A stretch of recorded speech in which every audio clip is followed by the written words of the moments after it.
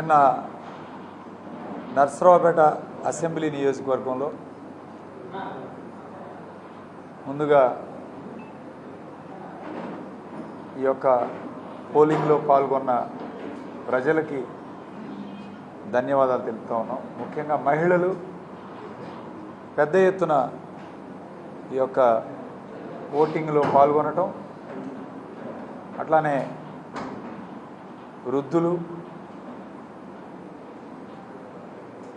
కొన్ని చోట్ల సాయంత్రం 10:30-11 గంటల వరకు కూడా పోలింగ్ జరగటం ఎప్పుడు లేదు, గతంలో ఎప్పుడు లేదు, మేము ఎప్పుడు చూడలేదు. గత 2-3 సార్లు మ్యాక్సిమం 7-8 గంటల వరకు పోలింగ్ జరిగేది. ఈసారి 10:30-11 గంటల వరకు కూడా పోలింగ్ జరిగింది. నర్సరావుపేట నియోజకవర్గంలో వైఎస్ఆర్ కాంగ్రెస్ పార్టీ కోసం పనిచేసిన నాయకులకు, కార్యకర్తలకు, అభిమానులకు, శ్రేయోభిలాషులకు, అట్లానే ముఖ్యంగా మా డాక్టర్ల బృందానికి ప్రత్యేకంగా నా హృదయపూర్వక ధన్యవాదాలు తెలుపుకుంటున్నాను. చాలా ప్రతిష్టాత్మకంగా, చాలా కష్టపడి గత 5 సంవత్సరాలు పనిచేసాం. గత 2 నెలల నుంచి ఎంతో కష్టపడి పార్టీ విజయంగా భావించవచ్చు. నర్సరావుపేట అసెంబ్లీలో పార్టీ కోసం పనిచేసిన ప్రతి ఒక్కరికి కూడా పేరు పేరున నా హృదయపూర్వక ధన్యవాదాలు తెలుపుకుంటున్నాను. అట్లానే మీడియా సోదరులతో సహకరించిన మీడియా సోదరులకు కూడా నా హృదయపూర్వక ధన్యవాదాలు తెలుపుకుంటున్నాను. అట్లానే నిన్న నర్సరావుపేటలో కొన్ని హింసాత్మక సంఘటనలు జరిగాయి. ముఖ్యంగా పోలీసు వారు గారు, రెవెన్యూ అధికారులు వన్ సైడ్గా తెలుగుదేశం పార్టీకి కొమ్ము కాశారనే దాంట్లో ఎటువంటి అనుమానం లేదు. ముఖ్యంగా పోలీస్ వర్గాలు మాకు వ్యతిరేకంగా, వైఎస్ఆర్ కాంగ్రెస్ పార్టీకి వ్యతిరేకంగా పనిచేయటం, పల్నాడు ప్రాంతంలో అంతా కూడా వ్యతిరేకంగా పనిచేయటం, వన్ సైడ్గా పనిచేయటం చాలా బాధాకరం. దీన్ని మేము తీవ్రంగా ఖండిస్తున్నాం.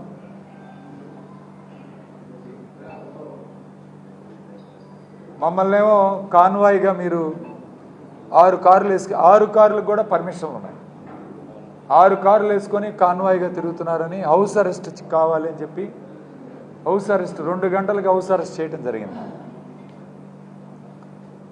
మరి మా ప్రత్యక్ష అభ్యర్థి అరవింద్ బాబు గారు 7 కార్లు వేసుకొని తిరుగుతూ ఉన్నాడు. ఆయనకి ఎలక్షన్ కమిషన్ రూల్స్ ఏం పనిచేయవు.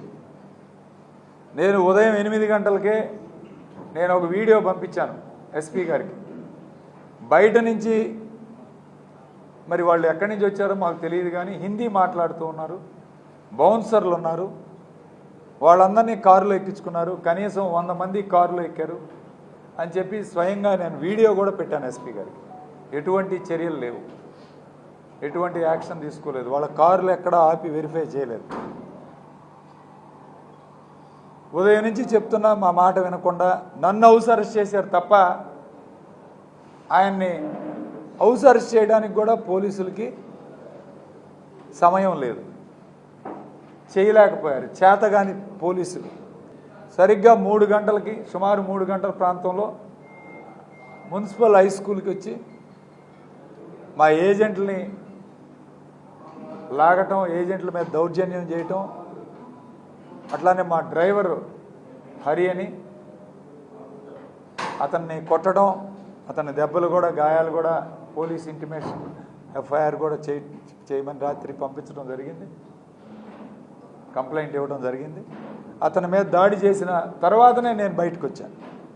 ఆ దాడి జరిగింది అని విన్న తర్వాతనే నేను 3 గంటలకి, సుమారు 3:03 నేను మున్సిపల్ హై స్కూల్ చేరుకుంటే అప్పటికే వీళ్ళందరూ తిరిగి వెళుతూ ఉన్నారు. సరే, అక్కడ మా డ్రైవర్ని పరామర్శించి నేను హాస్పిటల్లో, గవర్నమెంట్ హాస్పిటల్లో ఉండగానే మా ఇంటి మీద దాడి చేసి మా కార్లు 3 కార్లు పగలగొట్టడం, మా మా హాస్పిటల్ మీద దాడి చేసి మా మామయ్యని గాయపరచడం, రామకోటిరెడ్డి గారిని గాయపరచడం, అద్దాలు పగలగొట్టడం, ఇవన్నీ కూడా జరిగాయి. కేవలం ఓడిపోతున్నామన్న ఫ్రస్ట్రేషన్లో, ఓడిపోతున్నామనే ఒక ఆలోచనతో తెలుగుదేశం పార్టీ అభ్యర్థి అరవింద్ బాబు స్వయంగా దాడిలో పాల్గొని, స్వయంగా అతనే, వీడియోలు కూడా ఉన్నాయి, స్వయంగా అతనే పాల్గొని ఈ దాడి జరిపించాడు.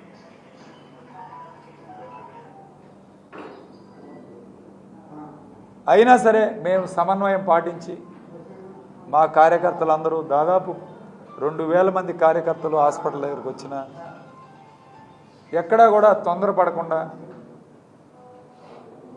ఓటింగ్ సరళి జరగాలి, ఓటింగ్ అంతా కూడా పూర్తి చేసుకోవాలి. ఎందుకంటే వీళ్ళు ఒక పథకం ప్రకారం మా బూత్లో ఏజెంట్లు అందరూ బయటకు వస్తే ఆ 2 గంటలు రిగ్గింగ్ చేసుకోవాలని, ఆ 2 గంటలు దొంగ ఓట్లు వేయించుకోవాలని ఒక ఆలోచనతో ఉన్నారు అని చెప్పి మేమంతా కూడా సమన్వయం పాటించి 7 గంటల దాకా ఎవరిని కూడా బూతులు వదిలిపెట్టి రావద్దని చెప్పి స్వయంగా నేనే ఫోన్ల ద్వారా మాట్లాడి వాళ్ళందరినీ ఆపి ఎక్కడ తొందరపడద్దు, మనం హింసాత్మక సంఘటనలు ప్రోత్సహించొద్దని చెప్పి ఒక ఆలోచనతో మేమందరం కూడా సమన్వయం పాటించాం.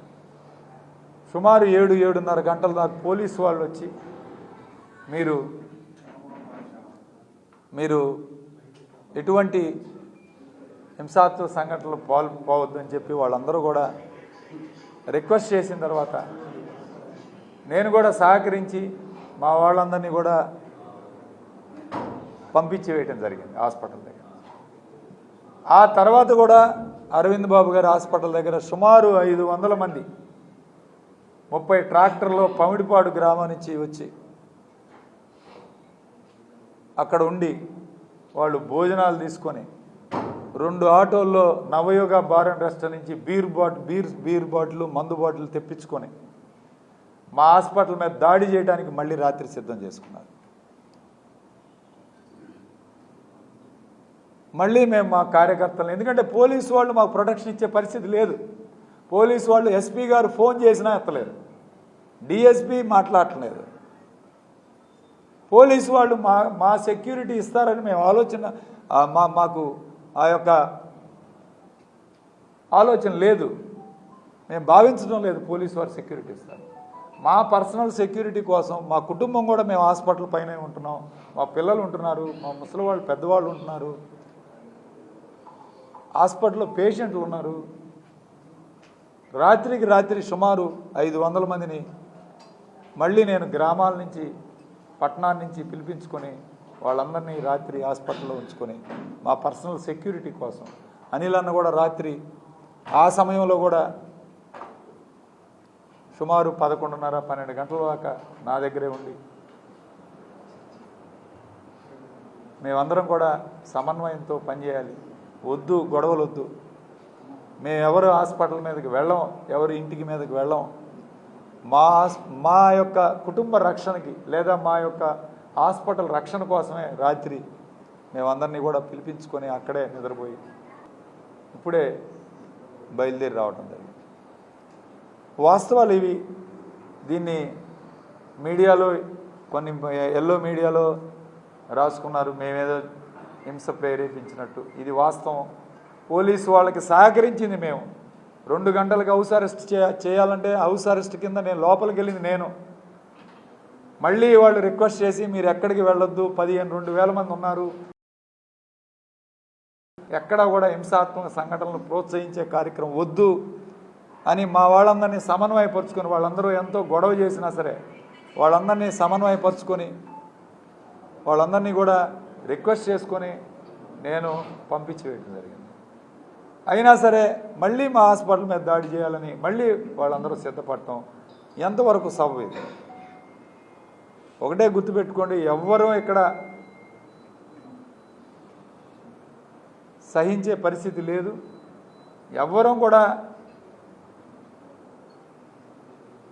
హింసాత్మక సంఘటనలు జరగాలని కోరుకోరు. కానీ రెచ్చగొట్టే కార్యక్రమాలు చేస్తే మాత్రం ఎవరు ఊరుకునేది లేదు. దాన్ని ఎవరు సమాధానం ఖచ్చితంగా చెప్పాల్సిన అవసరం ఉంది, చెప్తాం కూడా. కానీ ఇలాంటివి రోజు ప్రోత్సహించే కార్యక్రమం చేస్తే మాత్రం అరవింద్ బాబు గారు మీకు క్లియర్గా చెప్తా ఉన్నాను, మీరు మాత్రం ఇలాంటి సంఘటనలు ప్రోత్సహిస్తే ఊరుకునేది లేదు. భవిష్యత్తులో కూడా మేము ఊరుకోం. ఇది ఖచ్చితంగా చెప్తా ఉన్నాం. కాబట్టి మీరందరూ కూడా సహకరించాలి. అందరం కూడా నర్సరావుపేట ప్రశాంతంగా ఉండాలి. నర్సరావుపేటలో ప్రజలు ఇబ్బంది పడకూడదు.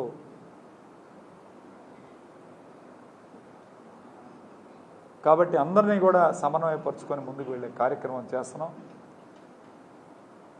అనిల్ అన్న నెల్లూరు నుంచి ఇక్కడికి రావటం మా పార్టీకి అసెట్. ఖచ్చితంగా ఆయన భారీ నర్సరావుపేటలో నేను భారీ మెజార్టీతో గెలవబోతున్నాను.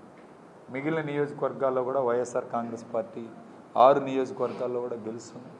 ఎక్కడ ఈ రాష్ట్రంలో జగన్మోహన్ రెడ్డి గారి ప్రభుత్వం మళ్ళీ ఏర్పడుతుంది. ఖచ్చితంగా ఇంకా బాగా పనిచేస్తాం, అభివృద్ధి పదంలో తీసుకెళ్తాం. ఖచ్చితంగా ఈ రాష్ట్రానికి మేలు చేసే కార్యక్రమం చేస్తాం భవిష్యత్తులో అని తెలియజేస్తూ సెలవు తీసుకుంటాం.